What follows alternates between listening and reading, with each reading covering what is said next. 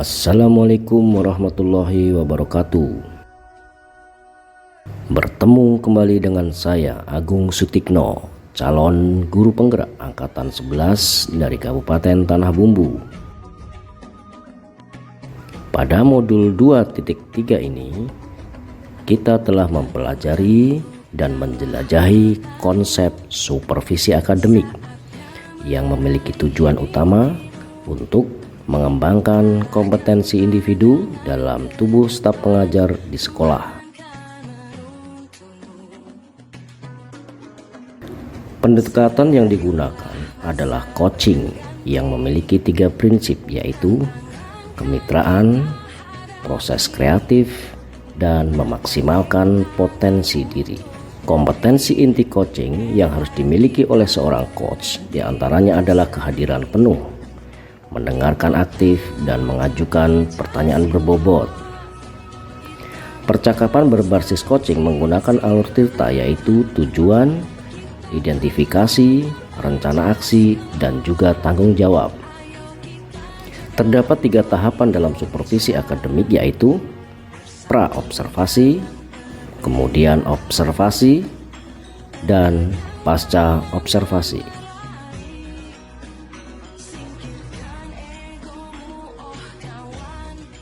Selama mengikuti pembelajaran di modul 2.3 ini, diantaranya adalah: pertama, khawatir. Saya merasa khawatir sebelum mengetahui isi dari modul 2.3 ini. Khawatir ini muncul karena saya kurang percaya diri bahwa saya mungkin tidak akan mampu memahami materi ini dengan baik, dan juga tidak yakin apakah saya bisa mengaplikasikannya dengan rekan-rekan sejawat saya. Yang kedua, tertarik. Setelah melakukan eksplorasi konsep, minat saya untuk lebih memahami isi dari modul ini mulai tumbuh. Ketiga, gembira. Saya merasa senang sekali ketika saya berhasil melaksanakan praktik coaching bersama rekan CGP di ruang kolaborasi dan demonstrasi kontekstual. Yang keempat, optimis.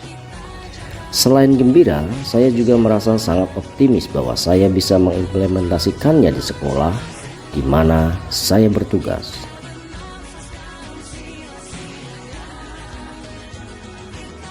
Saya sudah mampu berkolaborasi dengan rekan sesama calon guru penggerak saat mempraktikkan proses coaching menggunakan alur tirta, dan sesuai dengan prinsip coaching dalam ruang kolaborasi dan demonstrasi kontekstual, baik berperan sebagai coach, coachee, maupun sebagai pengamat. Menurut saya, hal yang perlu diperbaiki adalah kemampuan saya dalam mengajukan pertanyaan berbobot agar dapat menggali informasi permasalahan pada diri coachee sehingga dapat menemukan solusi atas permasalahan yang dihadapi oleh coachee.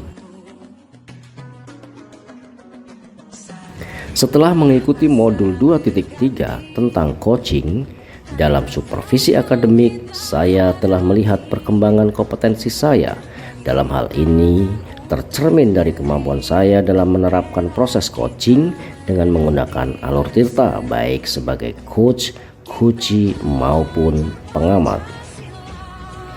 Ketika saya terlibat dalam proses coaching, penting bagi saya untuk dapat mengontrol asumsi-asumsi pribadi dan juga emosi, agar saya dapat berpikir dan bertindak secara matang sesuai dengan prinsip-prinsip coaching, seperti kemitraan, proses kreatif, dan pemanfaatan potensi secara maksimal. Pertanyaan yang muncul yang saya ajukan adalah bagaimana caranya agar konsep coaching dapat diimplementasikan dalam proses supervisi di lingkungan sekolah. Prinsip coaching dapat diterapkan dengan kondisi bahwa kepala sekolah memiliki pemahaman mengenai coaching dalam konteks supervisi akademik dan bersedia menerapkannya. Kegiatan supervisi tidak seharusnya hanya berfungsi sebagai evaluasi guru, tetapi juga sebagai sarana untuk meningkatkan kompetensi akademik guru. Dalam hal ini, supervisi tidak hanya mencakup pengamatan kelas, melainkan juga melibatkan komunikasi sebelum dan sudah pengamatan. Sebelum pengamatan, kepala sekolah dapat berdiskusi dengan guru mengenai perencanaan pembelajaran yang akan dilakukan. Setelah pengamatan, kepala sekolah dapat memberikan umpan balik dan tindak lanjut terkait pelaksanaan pengamatan di kelas yang telah dilakukan oleh guru. Coaching dalam supervisi akademik memiliki dampak positif terhadap perkembangan pemimpin pembelajaran yang berfokus pada kepentingan murid. Keberpihakan pada murid merupakan aspek penting dalam lingkungan sekolah. Untuk mewujudkan pendekatan pembelajaran yang berfokus pada murid ini, guru perlu memiliki kemampuan sebagai pemimpin pembelajaran.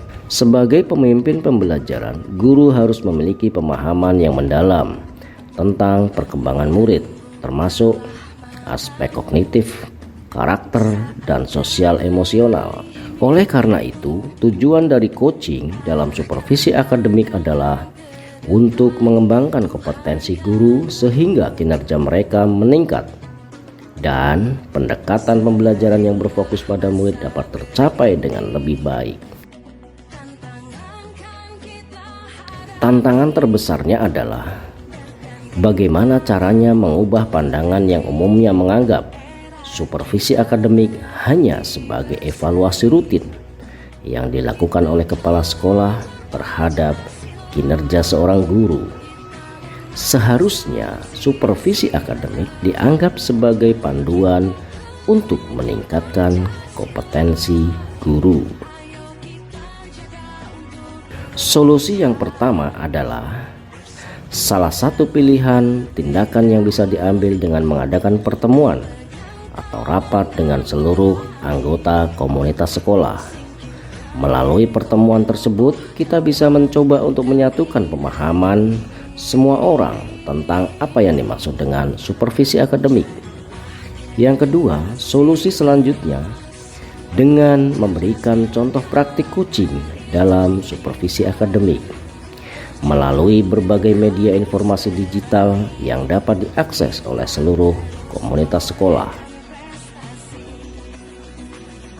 Tiap guru pasti mengamati proses supervisi oleh kepala sekolah dan pengawas sekolah.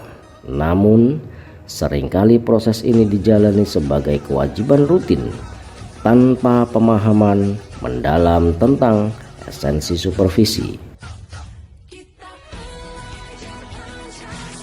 Kedepan, kegiatan supervisi harus menjadi salah satu komponen utama dalam upaya sistematis untuk meningkatkan kompetensi guru dalam aspek akademik. Prinsip-prinsip coaching seperti kemitraan yang erat, pemanfaatan proses kreatif, dan peningkatan potensi harus diterapkan secara efektif dalam setiap tahap supervisi.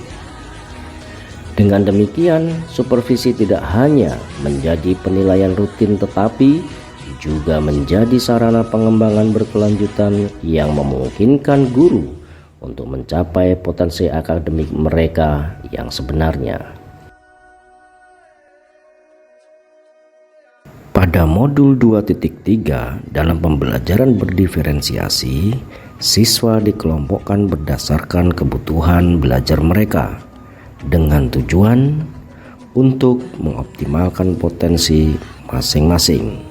Hal serupa juga berlaku dalam praktik coaching, di mana potensi coachee harus dioptimalkan sehingga mereka dapat mengidentifikasi solusi mereka sendiri untuk mengatasi tantangan yang mereka hadapi. Modul 2.2 dalam pembelajaran sosial emosional terdapat teknik berupa stop dan mindfulness yang digunakan untuk menciptakan lingkungan yang lebih kondusif sehingga ketika melakukan coaching, seorang coach juga perlu menerapkan teknik ini agar dapat fokus dan hadir sepenuhnya saat melakukan proses coaching.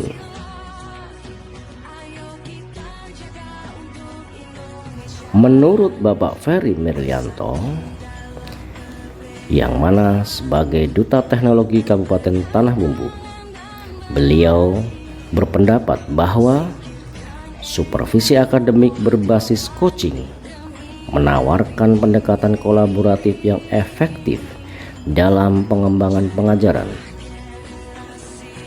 Dengan fokus pada komunikasi terbuka, coaching membantu pengajar mendapatkan umpan balik konstruktif dan meningkatkan keterampilan mengajar mereka.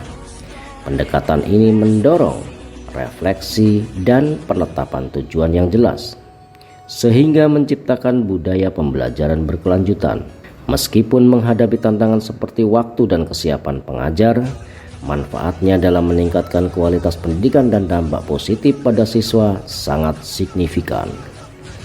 Jika didukung dengan baik, supervisi berbasis coaching dapat menjadi alat yang kuat untuk pengembangan profesional dan peningkatan hasil belajar. Demikianlah video pemaparan koneksi antar materi mengenai supervisi akademik. Mudah-mudahan bermanfaat. Sampai jumpa di lain waktu. Salam Guru Penggerak.